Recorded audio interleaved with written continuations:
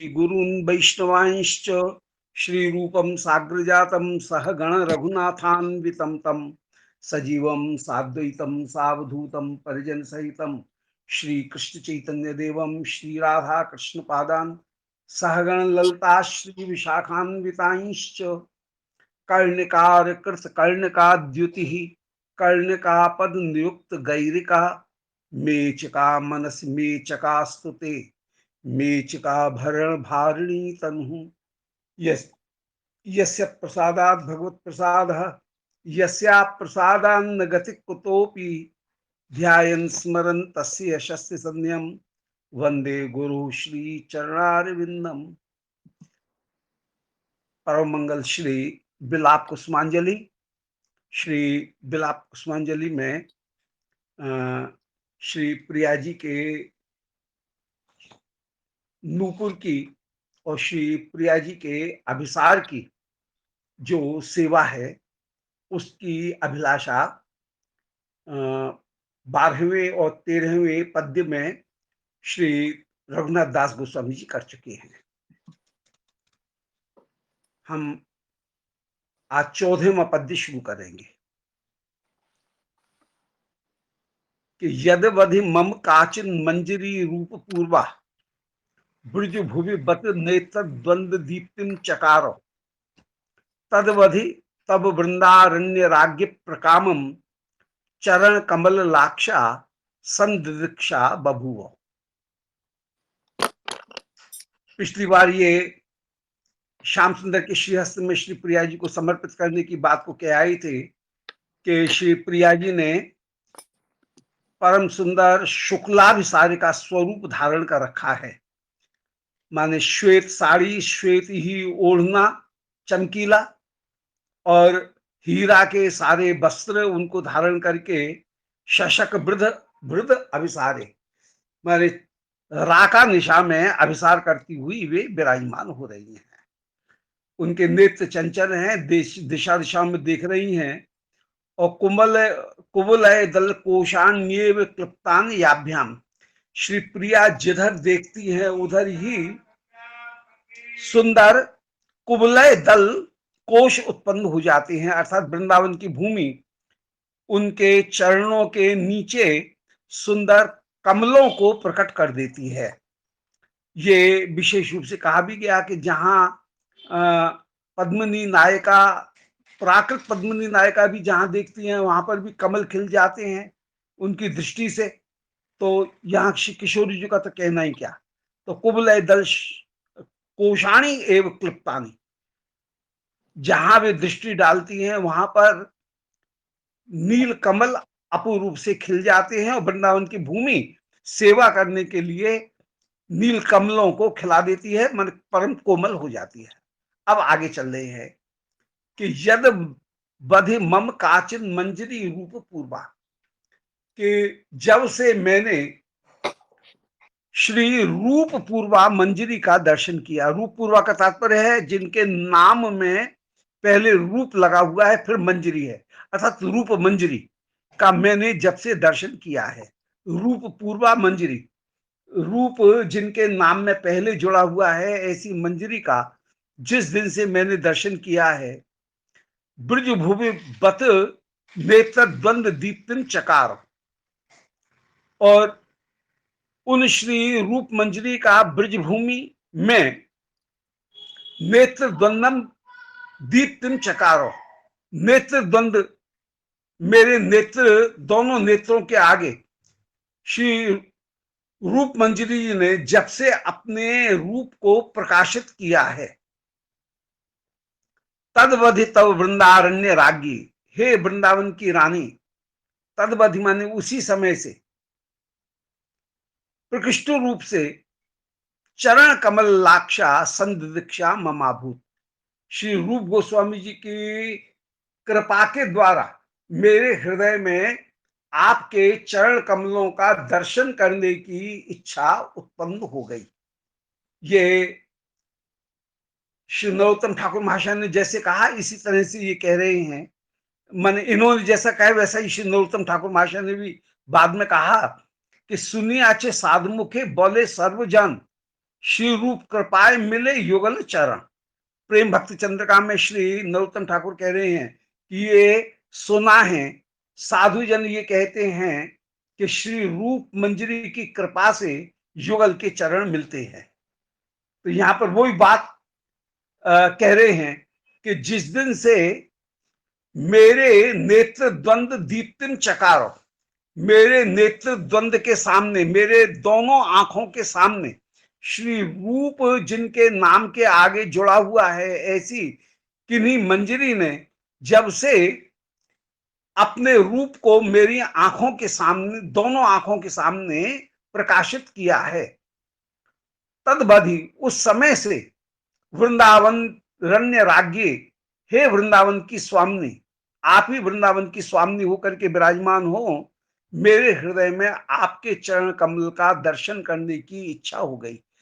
सामान्यतः ये एक व्यवहार भी है, राजकीय व्यवहार भी है कि राजा से मिलने के पहले राजा के जो प्रिय परिकर हैं, उन परिकरों की द्वारा अनुमति प्राप्त करना की आवश्यकता होती है।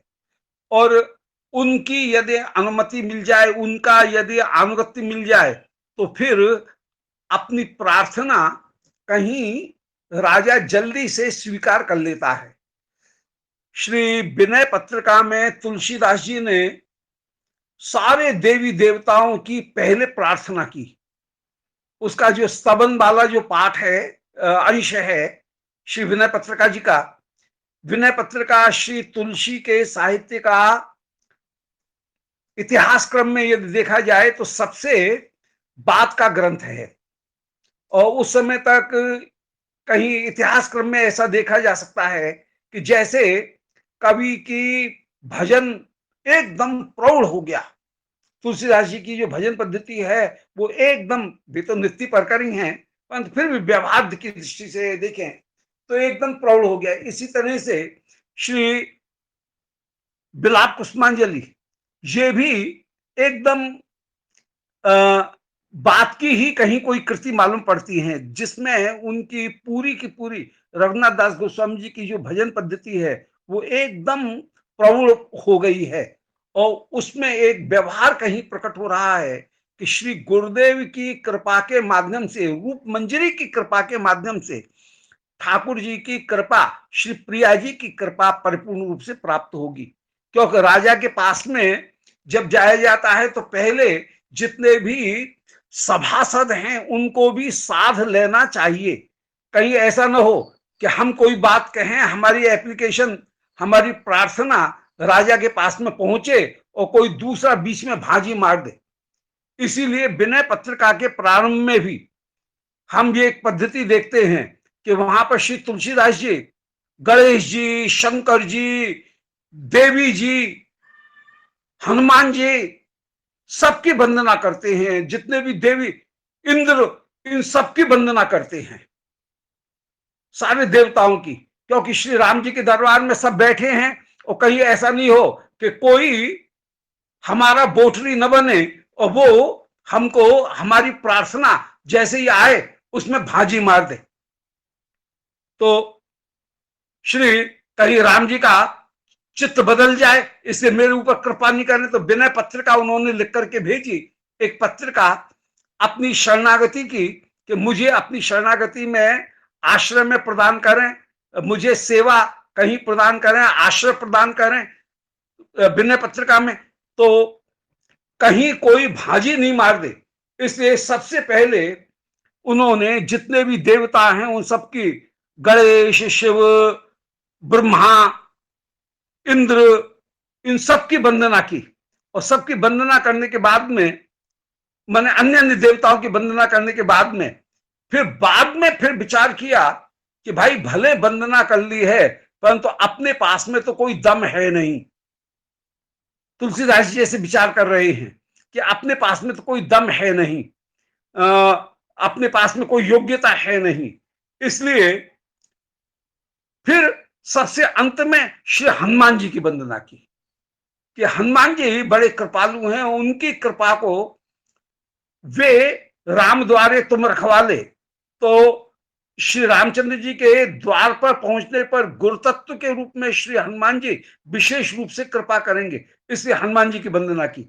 और अंत में मन में विचार किया कि भाई ठीक है, गुरु जी को भी मना लिया, गुरुतत्व हनुमान जी को भी अपने पक्ष में कर लिया, सब सभासदों को भी अपने पक्ष में कर लिया, परंतु अभी भी स्वयं अपने पास में कोई योग्यता नहीं है कि अपना, नहीं, मैं इस पद को प्राप्त कर ही लूंगा, श्री राम के दासपने को प्राप्त कर ही लूंगा, इसलिए कोई जैक बैक चाहिए। और जैक बैक के रूप में फिर अंत में सबसे बाद में श्री जानकी जी उनके चरणों की वंदना की। तो ये विनय पत्रिका की ये पद्धति देखें कि वहां पर कह रहे हैं, कबहु को अम्ब अवसर पाए, मेरी और सुध द्याय भी कछु करुण कथा चलाए, कि हे अम्ब, और अम्ब कह करके श्री जानकी जी के साथ में तुलसीदास जी ने कहीं अपना संबंध जोड़ लिया कि कुपुत्रो जाए तो क्वचिदपि कुमाता न भवती, तुम तो मेरी माँ हो। अब माँ है तो माँ तो पुत्र का पक्ष लेगी ही लेगी, वो तो उसकी बोटरी बनेगी ही बनेगी। ऐसे ही मैं कैसा भी हूं, बुरे से बुरा हूं, परंतु अम्ब होने के कारण हे श्री जानकी माँ, आप मेरा पक्ष लोगी ही लोगी। तो कबहू का अम्ब, अम्ब कहकर के अपने सारे दोषों के ऊपर पर्दा जैसे ढाक ले। यह एक रस की रीति है, प्रार्थना करने की रीति है कि यदि अपने पास में क्षमता नहीं है, योग्यता नहीं है, तो उस स्थिति में किसी ऐसे जैक बैक को अपना लिया जाए जिसकी बात को श्री प्रभु मान ले।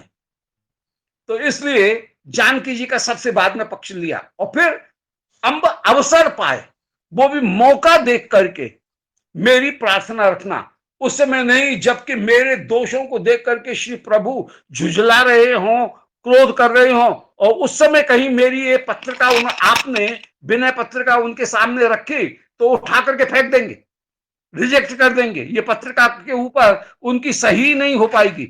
इसलिए अवसर पाए, जब वे दीनों के ऊपर कृपा करने के विचार में हो, ऐसे मूड में हो कि जब उनकी कृपा, वे दीनों के ऊपर कृपा कर रहे हो, उस समय में मेरे ऊपर कृपा करना।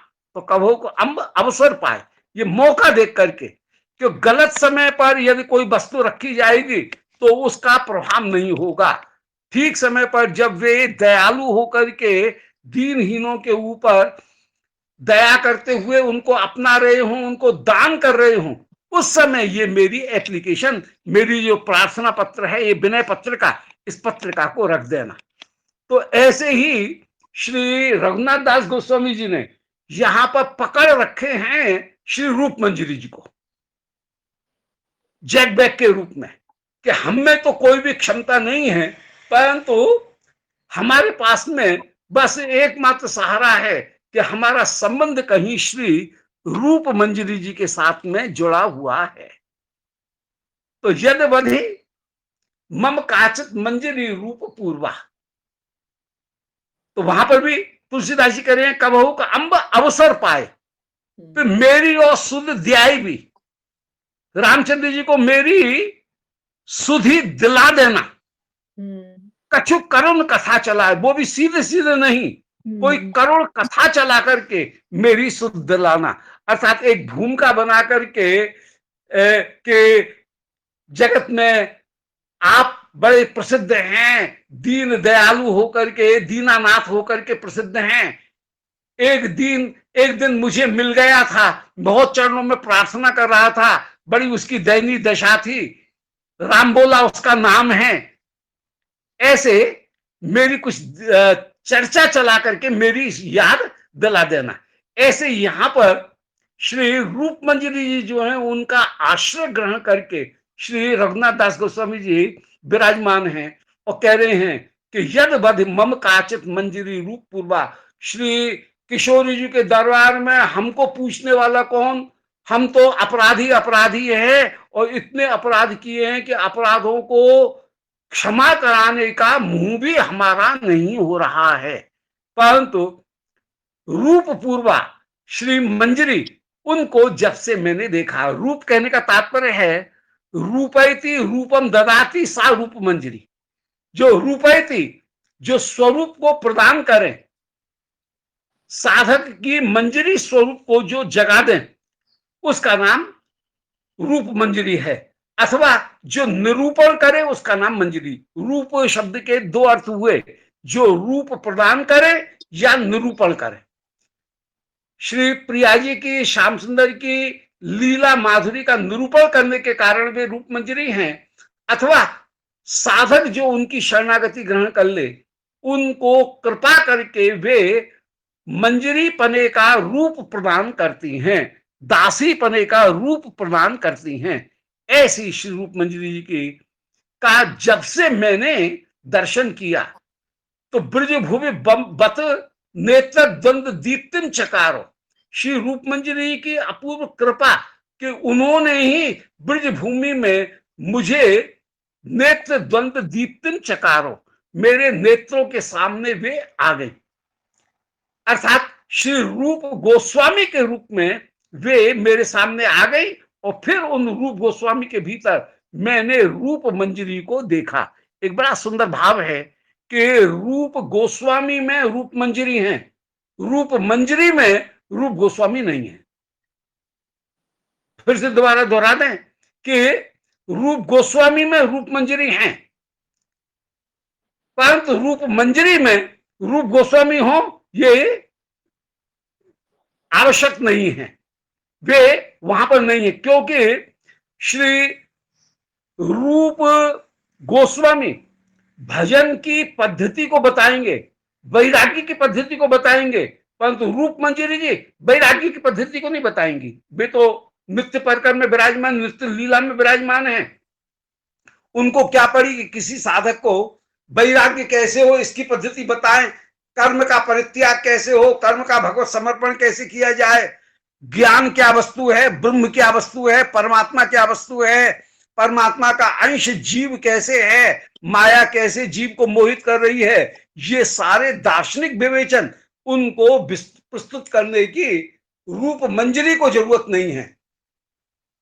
परंतु जहां आचार्य होकर के विराजमान है, जय हो श्री गुरुदेव भगवान की जय, ये गुरुदेव भगवान की महिमा का निरूपण कर रहे हैं कि श्री गुरु रूप में वे वो गुरु तत्व कृपा करके जीव तत्व, जगत तत्व, माया तत्व, ब्रह्म तत्व, परमात्मा तत्व, भगवान तत्व, कृष्ण तत्व, फिर श्री गोपीजन वल्लभ तत्व, गोपी तत्व, श्री किशोरी तत्व, इन सब का क्रमिक रूप में विवेचन करेंगे। रूप मंजरी ऐसा विवेचन नहीं करेंगी, रूप गोस्वामी वैसा विवेचन करेंगे। तो रूप मंजरी प्रायः साधक को जो प्राप्त होती हैं, वो रूप गोस्वामी के रूप में ही प्राप्त होती हैं। तो यहां कह रहे हैं कि जब रूप पूर्वा कोई मंजरी प्रदान की, मुझे मेरी आंखों के सामने आई, अर्थात रूप गोस्वामी के भीतर विराजी हुई रूप मंजरी का मैंने दर्शन किया, और उनकी कृपा से जब मैंने अपने तत्व को, भगवत तत्व को और प्रेम तत्व को जाना, और उन्होंने कृपा करके मुझे मंजरी रूप प्रदान किया, उस भावोल्लास को प्रदान किया जिस भावोल्लास में स्वामिनी सबसे ज्यादा प्रधान है। कृष्ण के प्रेम की भी अपेक्षा श्री राधिका प्रेम जहां अधिक होकर के विराजमान है, कृष्ण स्नेहाधिका की अपेक्षा सखी स्नेहाधिका, श्री राधिका स्नेहाधिका प्रीति जिन्होंने कृपा करके मुझे प्रदान की, ऐसी रूप पूर्वा कोई मंजरी मुझे प्राप्त हुई। यही मंजरी भाव की विशेषता है। तो गोपी भाव में स्वयं कहीं नायिका रूप में कृष्ण अधरामृत पान करने की अभिलाषा उत्पन्न हो जाती है।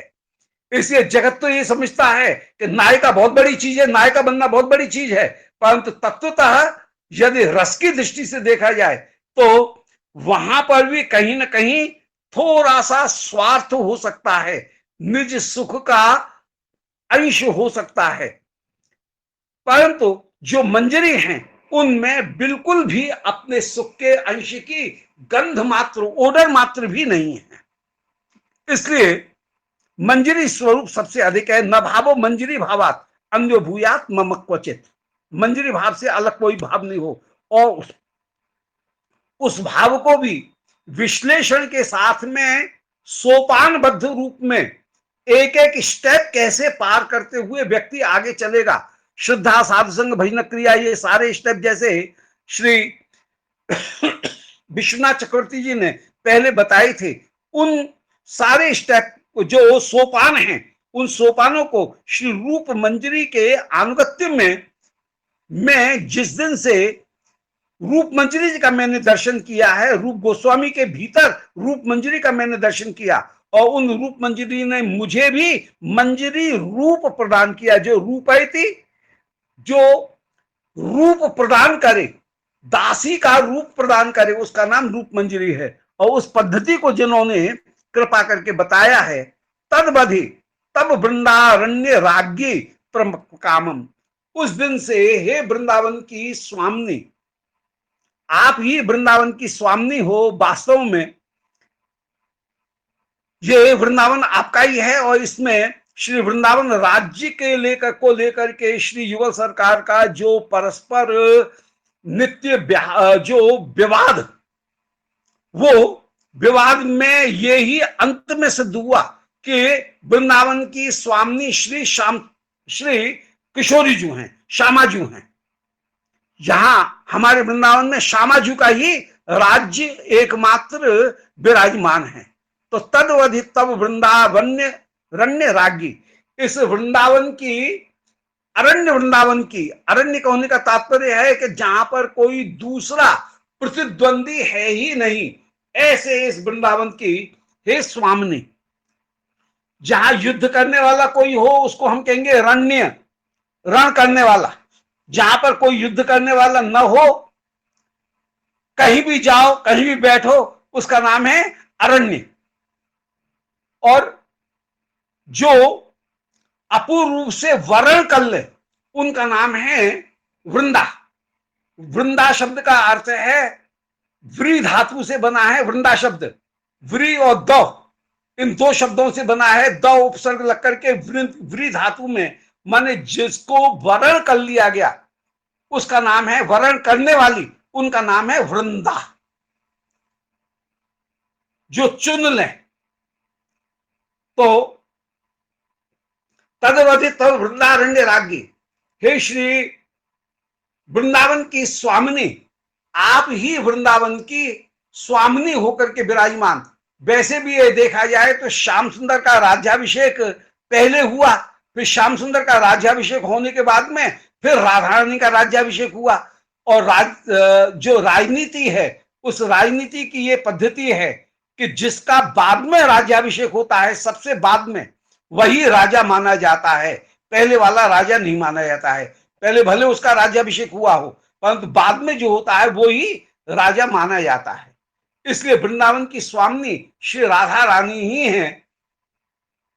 हे श्री राधिका, आपके चरण कमल लाक्षा संदीक्षा ममाभूत, आपके चरण कमलों की आलता का दर्शन करने की, लाक्षा का दर्शन करने की मेरे हृदय में संदीक्षा, मेरे हृदय में अभिलाषा उत्पन्न हुई है। जब से श्री रूप मंजरी जी यदि मुझे आपकी महिमा का दर्शन नहीं कराती, रूप मंजरी जी यदि मंजरी की जो अपूर्व महिमा है, उस मंजरी की अपूर्व महिमा का यदि मुझे दर्शन नहीं कराती, तो मैं इस बात को कहीं जान ही नहीं सकता।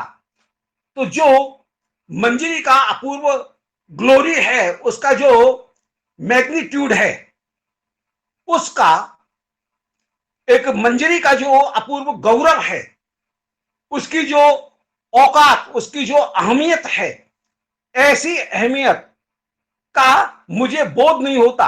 और मैं तो फंसा रहता कहीं नायिका बनने के चक्कर में, कभी सखी बनने के चक्कर में मैं डूबती रहती। परंतु मुझे आज पता लगा कि नायिका, श्री रूप मंजरी की कृपा से पता लगा कि नायिका बनने में सुख नहीं है, वहां पर श्याम सुंदर के ऊपर भी शासन करने की कहीं प्रवृत्ति आ सकती है, स्वार्थ की प्रवृत्ति आ सकती है। जबकि मंजरी में सर्वदा सर्वदा श्री प्रियालाल की सेवा करने की प्रवृत्ति ही निरंतर निरंतर विराजमान है। इसलिए मंजरी का जो अपूर्व गौरव मैग्नीट्यूड है वो कहीं दूसरी जगह प्राप्त नहीं हो सकता है। तो तदवधि वृंदावरण्य राज्ञी प्रकामम, हे वृंदावन की स्वामिनी, उसी समय से चरण कमल लाक्षा संदिक्षा, मेरे हृदय में आपके चरणों की जो आलता है उस आलता का दर्शन करने की इच्छा हुई। उस आलता का सामान्य दर्शन, पगथली में जो आलता लगा हुआ है उसका सामान्य दर्शन करने की सौभाग्य केवल मंजरी गणों को प्राप्त है, क्योंकि वे उस समय शयन कर रही हैं। तो या तो हिडोर लीला में, जिस समय झूला लीला में श्री युगल सरकार झूल रहे हैं, उस समय अलता का दर्शन सबको प्राप्त, या केवल उन भाग्यशालिनी बड़भाग्नि मंजरियों को वो दर्शन का प्राप्त जहां पर प्रियालाल शयन कर रहे हैं और उस समय श्री प्रिया जी के चरणों को पलोटती हुई ये विराजमान है। हमारे वृंदावन के बिहारन दास जी कह रहे हैं कि चापत चुपरत सेज पे बिहारी दास मुखमौन, और थोड़ी सो एड़ी लगी यह सुख समझे कौन। कि शैया के ऊपर श्री प्रिया जी शयन कर रही हैं और श्री मंजरी उस समय चरण दबा रही है। चुपरत, पगथली जो है उसके ऊपर हाथ फेरती हुई पगथली को चुपड़ रही है, पगथली पर अपने हाथ उनको फेर रही है। तो कैरसी वो चरण जो है उनको उनके ऊपर वो हाथ फेरती हुई विराजमान है। तो चरण चापत और चुपरत सेज पे, बिहारिन दास मुखमौन, मुंह से कुछ भी नहीं बोल रही है, मुंह एकदम चुप है, और थोड़ी सो एड़ी लगी, श्री प्रिया जी की एड़ी से उन्होंने अपनी थोड़ी को लगा रखा है।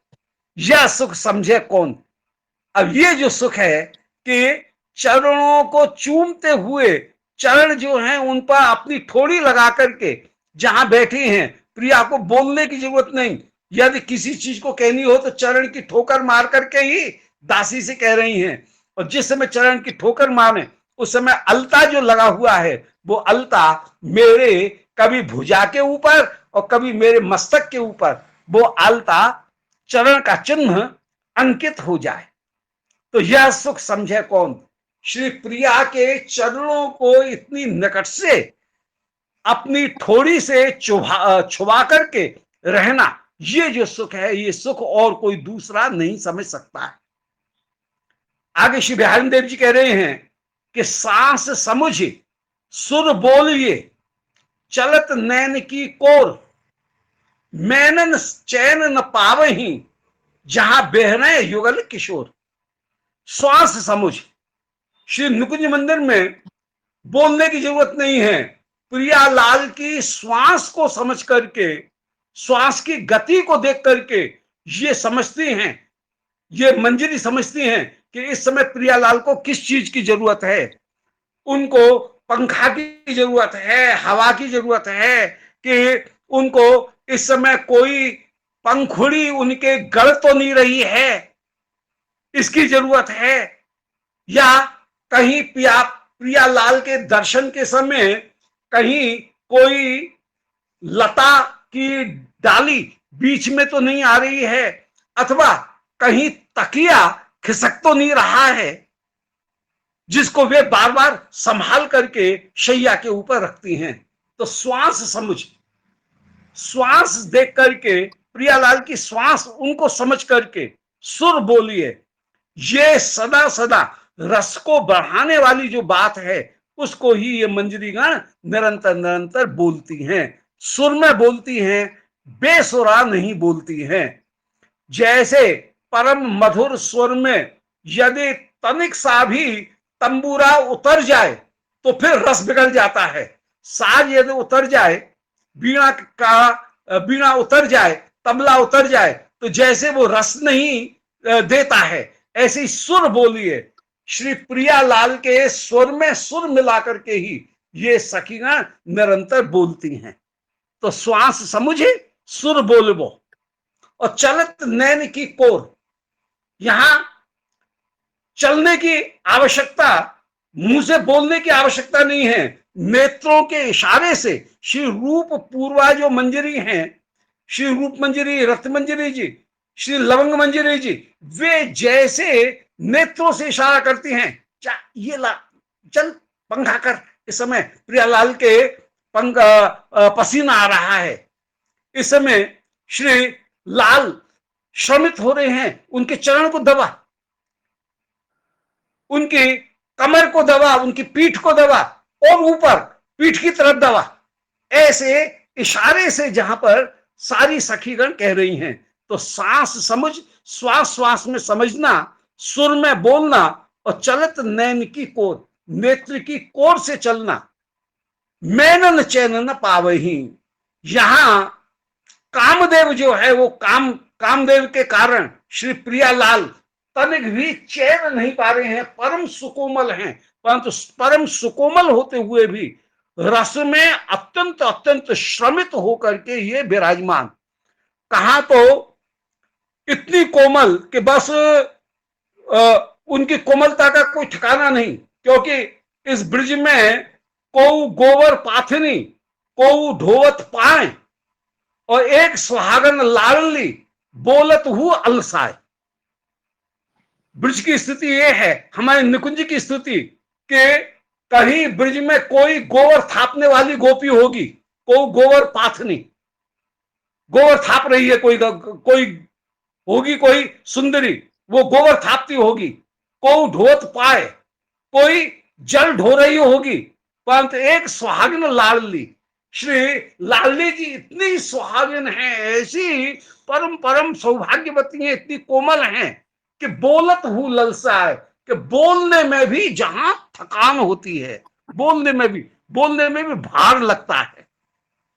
केवल मुस्कुरा करके, केवल भौं टेढ़ा करके, केवल अपना अंचल जो है उसको कभी सीधा करके जैसे निषेध करती हैं, कभी मुस्कुरा करके, कभी भौं को नचा करके, कभी अंचल जो है उसको कहीं संभाल करके, घूंघट उसको संभालते हुए जहां पर अपनी बात को कहीं कह देती है, उत्सुकता दिखा देती है।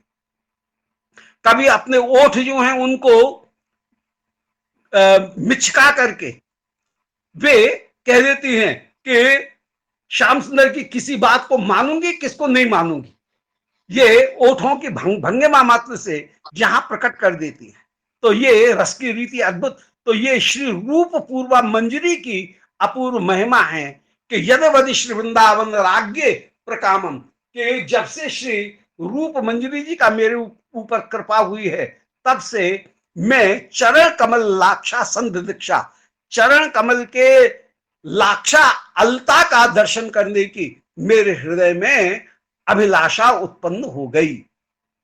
मैं चरण कमल के लाक्षा का दर्शन करने के लिए उत्सुक हो गई हूं, और उसका दर्शन करूं। उसका दर्शन होगा तब जबकि शैया के ऊपर शयन विशेष रूप से की जा रही है, और उस सौभाग्य को केवल मंजरी गण प्राप्त कर सकती हैं। वो सौभाग्य सखी गणों को भी पूरी तरह से प्राप्त नहीं है। सखियों के सामने भी युगल को संकोच है, परंतु मंजरियों के सामने संकोच नहीं है। तो ये श्री रूप मंजरी जी का जो अपूर्व महिमा, और अपनी मंजरी स्वरूप में जो अपूर्व अपनी जो गरिमा है, उस गरिमा को, महत्व को, मैग्नीट्यूड को कहीं प्रकट कर रही हैं, अपनी ग्लोरी को प्रकट कर रही हैं कि यदि वद मम काचित मंजरी रूप पूर्वा ब्रज भूमि बत नेत्र द्वंद दीप्तिन चकारो। जिस दिन से श्री रूप मंजरी मेरी आंखों के सामने आई, तदवध वृंदावन रण्य राज्ञी, वृंदावन की हे स्वामिनी, हे श्री राधिके, आप ही वृंदावन की स्वामिनी हो, ये सिद्ध हो गया, और मुझे आपकी दासी बनने का सौभाग्य मिला। प्रकाम माने पर्याप्त मात्रा में, चरण कमल का पूरी तरह से, चरण कमल की लाक्षा का, आलता का दर्शन करने का मुझे सौभाग्य प्राप्त हुआ है।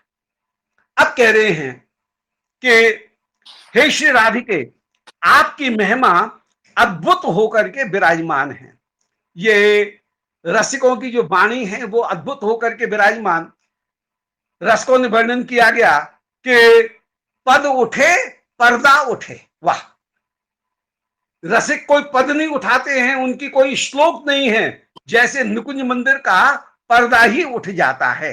इसे वृंदावन के रसिकों की एक बड़ी प्रसिद्ध उक्ति है, पद उठे पर्दा उठे, कि वे पद नहीं उठाते हैं, मानो निकुंज मंदिर का पर्दा ही उठ जाता है और उसमें वे दर्शन करते हैं। तो नाम वाणी निकट श्याम श्यामा प्रकट, जहां नाम और वाणी ये दोनों विराजमान हैं, वहां श्याम और श्यामा दोनों अत्यंत अत्यंत प्रकट हो जाते हैं। रात निस्दिन परम प्रीत जानी, वे प्रकट होकर के ही भक्ति के सामने प्रकट हो जाते हैं। जो नाम और वाणी इनका आश्रय ग्रहण करके विराजमान है, उसके आगे रसिक श्री श्याम श्यामा ये परम प्रीति प्रकट करते हुए उसके सामने प्रकट हो जाते हैं। इसलिए नाम वाणी सुनत और श्याम श्यामा सुबस, जहां नाम और वाणी सुनते हैं, श्याम सुंदर के नाम को यदि किशोरी जी सुनती हैं और किशोरी जी के नाम को भक्ति के द्वारा, मंजरी के द्वारा श्री राधिका नाम का उच्चारण किया जा रहा है, तो राधा नाम को श्री श्याम सुंदर सुन रहे हैं और श्री कृष्ण नाम को श्री स्वामी सुन रही हैं। तो नाम वाणी सुनत श्याम श्यामा सुबस, श्री श्याम श्यामा भी नाम वाणी को श्रवण करके श्री मंजरी के दासी के अत्यंत अत्यंत अधीन हो जाते हैं। सरस माधुर्य अति प्रेम वाणी, जो परम रस को प्रदान करने वाली, रसद माधुर्य, रसद रस को और माधुर्य को प्रदान करने वाली ये प्रेममयी वाणी है। सेवक जी की वाणी है। तो सेवक जी कह रहे हैं, श्री हरवंश महाप्रभु के कई शिष्य हैं सेवक जी, तो उनकी वाणी में ये कहा गया कि नाम वाणी निकट श्याम श्यामा प्रकट, रहत निस्दिन परम प्रीत जानी, नाम वाणी सुनत श्याम श्यामा सुबस, रसद माधुर्य अति प्रेम वाणी। श्री प्रियालाल की जो वाणी, मधुर वाणी, वो मधुर वाणी और जिस वाणी में प्रियालाल के गुणानुवाद का गायन किया जा रहा है, वो रस को और माधुर्य को प्रदान करने वाली होकर के विराजमान। तो पद उठे पर्दा उठे, और यहां पर वही पर्दा उठा दे हैं कि यदा तब सरोवरम सरस भृंग संघोल्लसत।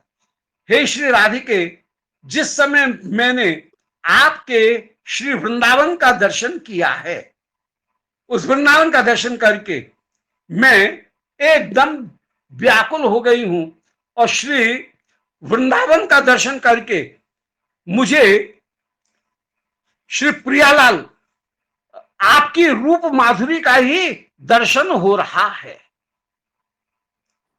तो श्री राधा कुंड उनका दर्शन कर रहे हैं कि यदा तब सरोवरम, जिस समय आपके सरोवर का दर्शन किया, सरस भृंग संघोल्लसत, जिसमें सुंदर भौरों का समूह उल्लसत गुनगुना रहा है। जो श्री राधा कुंड हैं, वे श्री राधा रानी के ही साक्षात स्वरूप हैं। यथा राधा प्रिया विष्णु हो तस्या कुंडम प्रियम तथा। इसकी व्याख्या में श्री उज्ज्वल नीलमणि में श्री राधा प्रकरण में ये श्लोक श्री रूप गोस्वामी जी ने दिया, और इसकी व्याख्या में जीव गोस्वामी जी ने बड़ा सुंदर वर्णन किया कि जैसे श्री प्रिया जी के श्री अंग से अपूर्व चलक निकल रही है, इसी प्रकार श्री राधा कुंड उनका भी जो जल, उसकी चिलक सर्वत्र सर्वत्र प्रकट हो रही है। तो राधा कुंड की चमक को देख करके, शाइनिंग को देख करके श्री प्रिया के श्री अंग की शाइनिंग कहीं दिख रही है, उनकी चिलक दिख रही है। जैसे श्री प्रिया के श्री अंग में थल उथल विराजमान है, इसी प्रकार श्री राधा कुंड में भी सुंदर सोपान विराजमान है, और कहीं थल कहीं उथल, कहीं उभार प्रकट हो रहे हैं, कहीं श्रीअंग क्षीर्ण होते हुए प्रकट हो रहे हैं। तो श्री राधा कुंड की जो सोपान, वो मानो श्री प्रिया के श्रीअंग के ही थल उथल को सामने प्रकट कर रहे हैं। जैसे श्री प्रिया के राधा कुंड में अपूर्व रूप से कमल खिल रहे हैं, ऐसे ही श्री स्वामी के श्रीअंग में भी नेत्र कमल, अधर कमल, कपोल कमल, वक्ष कमल, चरण कमल, श्रीहस्त कमल, नाभि कमल, सारे कमल जो है वो कमल यहां पर भी खिल रहे हैं। जैसे श्री राधा कुंड में अपूर्व रूप से सुगंध चारों ओर फैल रही है, इसी प्रकार श्री वृंदावन में भी श्री प्रिया जी के श्रीअंग में भी अपूर्व जो सुगंध है, वो सुगंध चारों ओर प्रकट हो रही है। जहां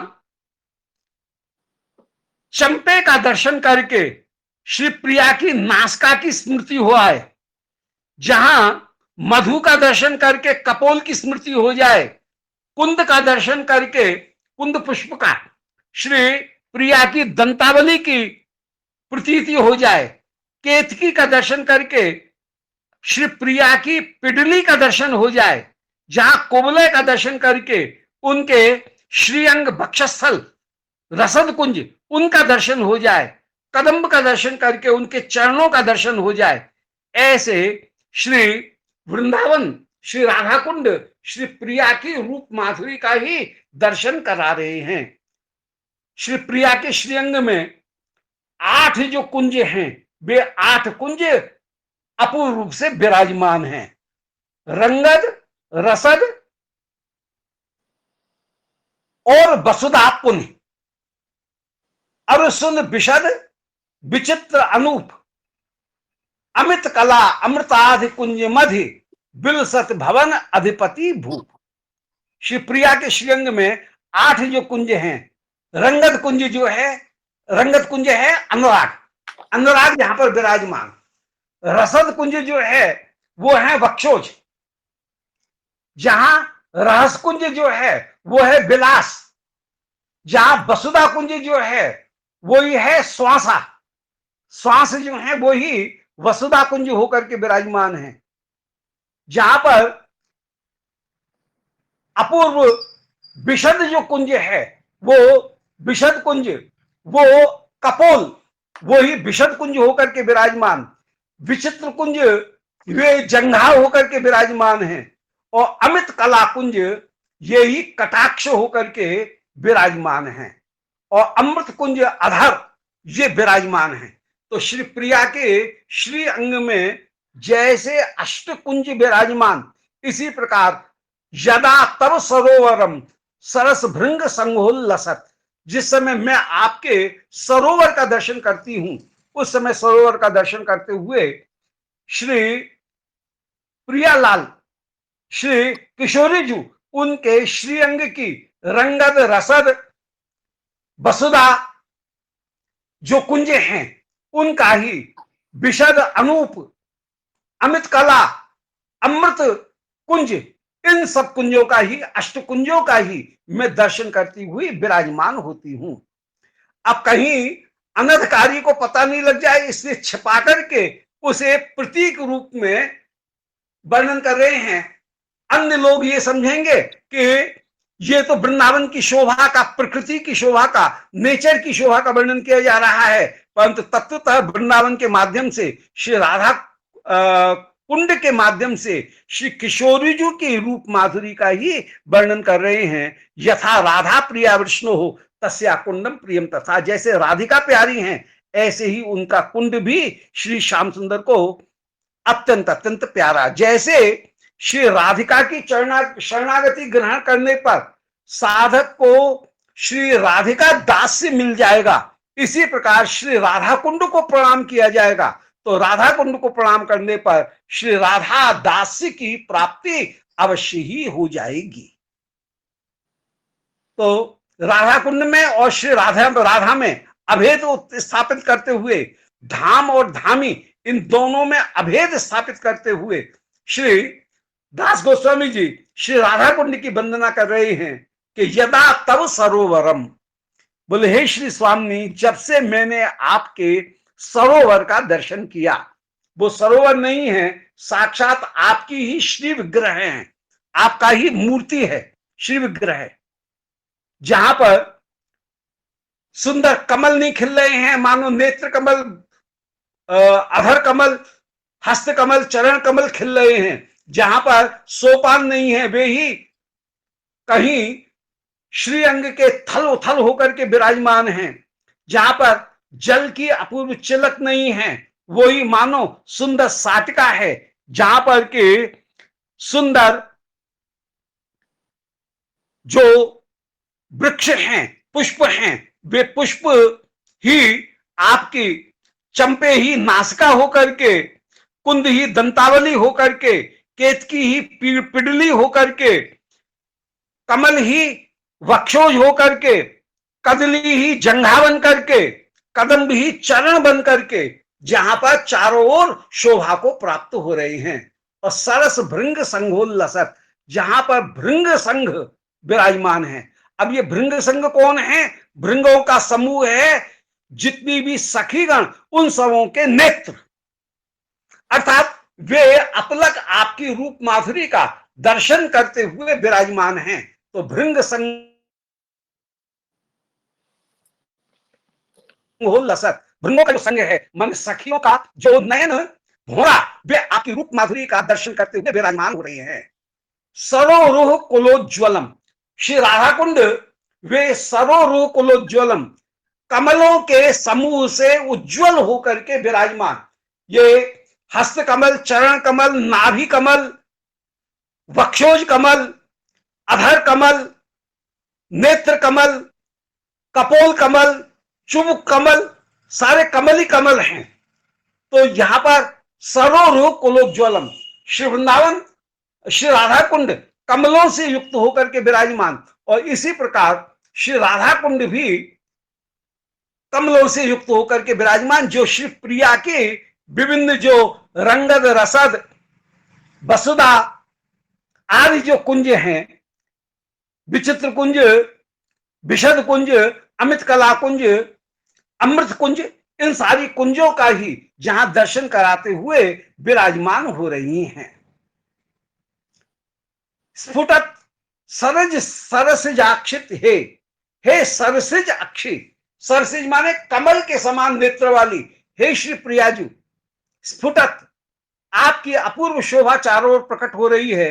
नयन युग्म साक्षात बभौ, आपके नेत्र युग्म अपूर्व रूप से शोभा को प्राप्त हो रहे हैं। तो जब से मैंने आपके सरोवर का दर्शन किया है, जो कि मधुर बार संपूर्णतम, सुंदर जल से भरा हुआ है, जो जहां भृंग शोभा को प्राप्त हो रहे हैं, जहां कमल विराजमान हो रहे हैं, उस समय नेत्रों के द्वारा इनका दर्शन करके अनधिकारी से बचाने के लिए परोक्ष प्रिया ही देवा परोक्षम च मम प्रियम, परोक्ष में वर्णन कर रहे हैं कि ये सरोवर नहीं है, आपका ही स्वरूप है, जहां थल उथल नहीं है, श्रीअंग के ही जहां थल उथल विराजमान हो रहे हैं, भौरों का समूह नहीं है, सखीगण आपका अपलक दर्शन कर रही हैं, श्याम सुंदर के नयन भृंग आपके रूप माधुरी का अपलक दर्शन कर रहे हैं, जहां श्री राधा कुंड में आपके शब्द, स्पर्श, रूप, रस, गंध, इन सब का दर्शन किया जा रहा है। शुक पिक इनके वचन ये ही मानो शब्द हैं। राधा कुंड में तोता मैना बोल रहे हैं, वही मानो श्री प्रिया जी की जो कोकिल कंठी होकर के वे विराजमान हैं, वे बोल रही हैं। जहां शीतल वायु चल रही है, वही स्पर्श श्याम सुंदर को प्रदान करने वाली है। जहां अपूर्व जल की जो चिलक है, वो ही रूप को प्रकट करने वाली है। जहां अपूर्व रस अंग अंग में, छवि छवि में अपूर्व रूप से रस अपूर्व रूप से प्रकट हो रहा है। और जहां अपूर्व गंध कमल की, श्रीअंग की चारों ओर प्रकट हो रही है, ऐसी आपकी शोभा सर्वत्र सर्वत्र श्री कुंड के रूप में विराजमान। और इस कुंड के माध्यम से श्री स्वामी के शब्द, स्पर्श, रूप, रस और गंध, इन सब का आस्वादन श्री श्याम सुंदर कुंड के माध्यम से भी कर लेते हैं, और उसी प्रसाद को जितनी भी सखीगण हैं, मंजरीगण, वे भी, भक्तगण भी उस प्रसाद का दर्शन अधिकारी जन कर सकती हैं। तो जब से मैंने आपके कुंड का दर्शन किया है, तब से मेरे हृदय में आपके दर्शन की लालसा उत्पन्न हो गई है। दोबारा सुन ले, यदा माने जब से, तब सरोवरम, आपके सरोवर को, जो कैसा है, सरोवर की विशेषता बता रहे हैं, सरस भृंग संघोल्लसत, सरस भौरों के समूह से युक्त हैं। यहां पर श्याम सुंदर के नयन और सखियों के नयन, यही भौरा हो गए।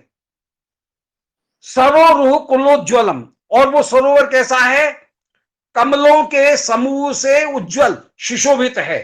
कमल कौन है, वही नेत्र कमल, अधर कमल, नाभि कमल, चरण कमल, हस्त कमल, वक्षोज कमल, ये सब कमल हो गए। तो इनसे उज्जवल होकर के श्री राधा कुंड विराजमान है। और मधुर वार संपूर्णतम, श्री राधिका भी जैसे माधुर्य से युक्त हैं, इसी प्रकार श्री राधा कुंड भी मधुर रस से संपूरित होकर के विराजमान है।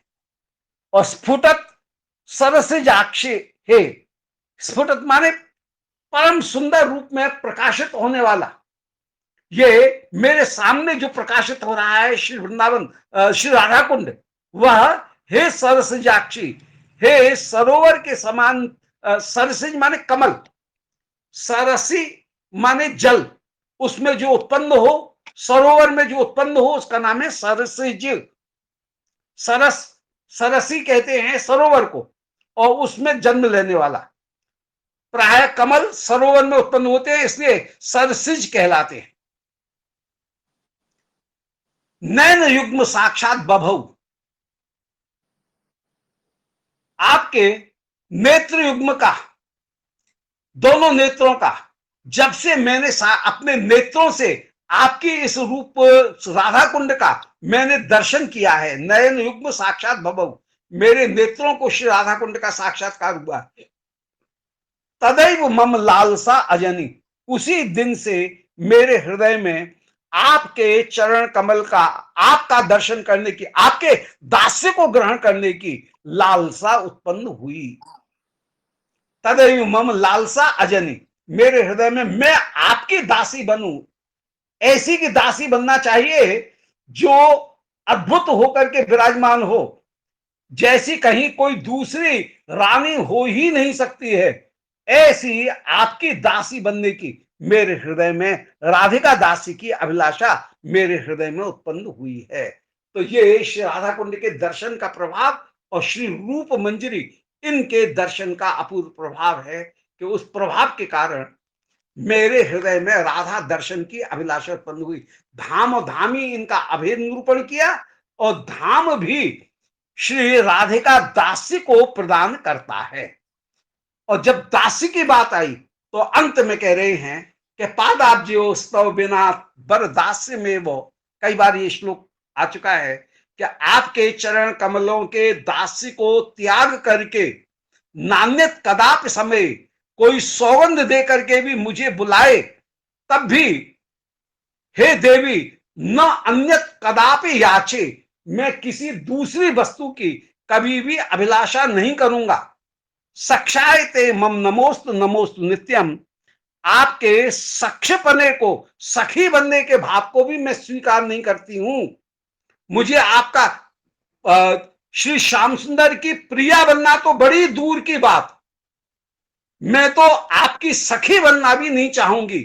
मैं तो दास्यायते मम रसोस्तु रसोस्तु सत्यम, मैं तो दासी ही बनना चाहूंगी, क्योंकि दासी बनने में जो सौंदर्य की प्राप्ति है, वैसी सौंदर्य की, सुख की प्राप्ति कहीं दूसरी जगह नहीं हो सकती है। दास्यायते मम रसोस्तु, क्योंकि सखी को कभी कभी श्री स्वामी जी श्याम सुंदर के साथ में मिलन करा देती हैं। यद्यप सखीर नहीं कृष्ण संगे मौन, तथापि प्रयत्न राधा कौराय संगम, सखी कृष्ण के साथ में मिलन कहीं कभी नहीं चाहती है, परंतु राधिका संगम करा देती है। तो सखी को भी कहीं अपने पद से नीचे गिरना पड़ता है, सखी भाव को त्याग करके उसे नायिका भाव ग्रहण करना पड़ता है, और ये उसका डिमोशन है, प्रमोशन नहीं है। तो मैं सखी भाव भी नहीं चाहती हूं, मैं तो आपकी मंजरी भाव, दासी भाव ही चाहती हूं।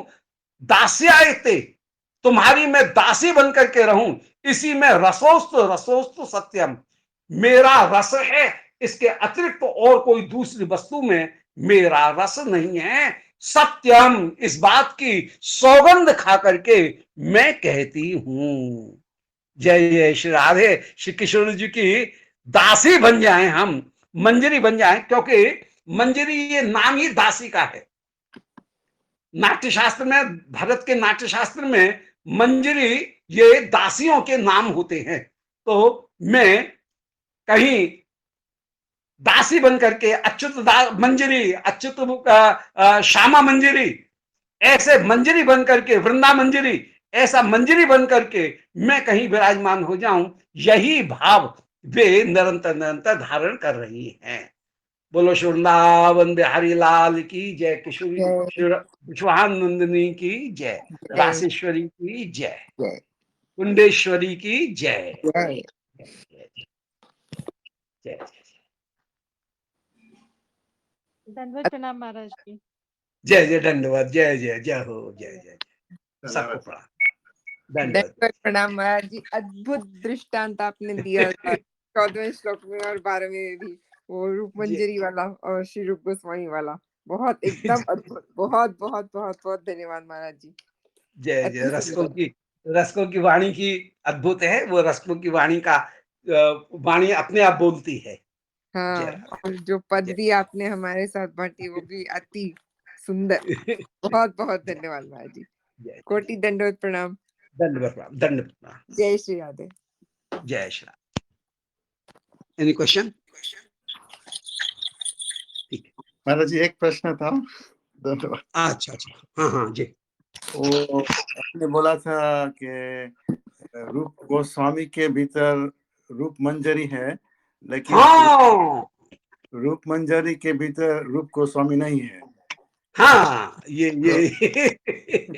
तो साधक साधक कभी ये विश्वनाथ चक्रवर्ती ठाकुर का गुरु अष्टकम सिंग करते हैं, तो इसमें एक मुझे लगता है सेकंड लास्ट एक श्लोक है, निकुंज यूनो रति। हाँ हाँ, वो बंदे गुरु श्री चरणारविंदम, हाँ, निकुंज गुरु के रथ के लिए मंजिल उसको प्रदान करने वाले जो हैं उन श्री, और उसमें जो निरत रहते हैं उन श्री गुरु के चरणारविंद में। तो इसमें भाव वही आएगा हाँ। कि माने आचार्य के माध्यम से साधन पद्धति मिलेगी। रूप मंजरी साधन पद्धति नहीं बताएंगी, वे रस का तो दान करेंगे, परंतु जो साधन का प्रोसेस है उसको रूप मंजरी नहीं बताएंगे, उसको रूप गोस्वामी बताएंगे, उसको श्री किशोरी जी नहीं बताएंगी, उसको बताएंगे श्री कृष्ण भी, श्री युगल सरकार भी गुरु के माध्यम से बताएंगे। या जब वे स्वयं गुरु रूप में विराजमान होंगे तब कभी अर्जुन से या उद्धव से कोई बात कह दें, वो बात अलग है कभी, परंतु सामान्यतः जब वे लीला रत हैं उस समय वे केवल रस का, अपने माधुर्य का दान करेंगे, प्रोसेस को नहीं बताएंगे। और तुलनात्मक अध्ययन जो कंपैरेटिव स्टडी है वो भी नहीं करेंगे कि ब्रह्म क्या है, भगवान क्या है, परमात्मा क्या है, साधन कैसे किया जाए, ये सब भी नहीं बताएंगे। इसलिए रूप मंजरी केवल रस को बताएंगे, सेवा प्रदान करेंगे, परंतु सेवा का जो प्रोसेस है वहां तक हमारा अधिकार नहीं है, कैंडिडेचर नहीं है, तो उसको बताने के लिए श्री रूप गोस्वामी का आश्रय ग्रहण करना पड़ेगा। इसीलिए स्पष्ट रूप से उन्होंने कह दिया, रूप गोस्वामी जी कह रहे हैं भक्त साम्य सिंधु में कि सेवा साधक रूपेण सिद्ध रूपेण चात्र ही, हमको साधक रूप में और सिद्ध रूप में ब्रज लोकानुसारता, ब्रज लोक के अनुसार सेवा करनी है। तो ब्रजलोक के अनुसार जहां सेवा होगी वहां पर रूप गोस्वामी का आश्रय ग्रहण करके हम सेवा ग्रहण करेंगे। निकुंज मंदिर में जब होंगे तो रूप मंजरी का आश्रय ग्रहण करेंगे, परंतु जहां निकुंज मंदिर में नहीं है और हम बाह्य दशा में हैं, वहां पर रूप गोस्वामी का आश्रय ग्रहण करके हम सेवा करेंगे। तो ये बात बड़ी मार्मिक बात आपने पकड़ी। जय जय। जब साधक स्वरूप सेवा करते हैं सुबह में, तो उस जी समय साधक गुरु जी को उनका अंतर स्वरूप में देखने में कुछ दोष नहीं है। हाँ, नहीं, वो समय तो हमको उसी रूप में देखना पड़ेगा, परंतु हमारी जो अपना जो जीवन की आचार पद्धति है वो रूप गोस्वामी के अनुसार होगी। जैसे निकुंज मंदिर में एकादशी व्रत नहीं है, ठीक है, निकुंज में कोई एकादशी थोड़ी करता है, नहीं, परंतु हम जब साधक रूप में हैं तो रूप गोस्वामी जी सदा एकादशी करते रहे, तो हम एकादशी का पालन करेंगे। वहां पर गुरु प्रणाली को वंदना नहीं है, परंतु यहां पर हम गुरु प्रणाली का वंदना करते हुए जिन साक्षात प्रकट गुरु से हमने दीक्षा ग्रहण की है, उस गुरु प्रणाली को प्रणाम करते हुए फिर हम सेवा में प्रवृत्त होंगे। वहां पर श्री रूप मंजरी इत्यादि जो सिद्ध प्रणाली है उसको तो प्रणाम होगा, उसका वर्णन तो है, परंतु गुरु प्रणाली का वर्णन नहीं है। वहां पर तुलसी पूजा नहीं है निकुंज मंदिर में,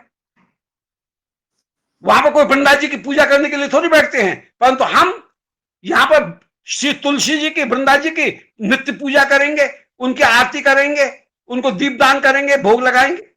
तो हमारी जो आचार पद्धति होनी चाहिए वो रूप गोस्वामी के अनुसार होनी चाहिए, रूप मंजरी के अनुसार नहीं। ठीक है।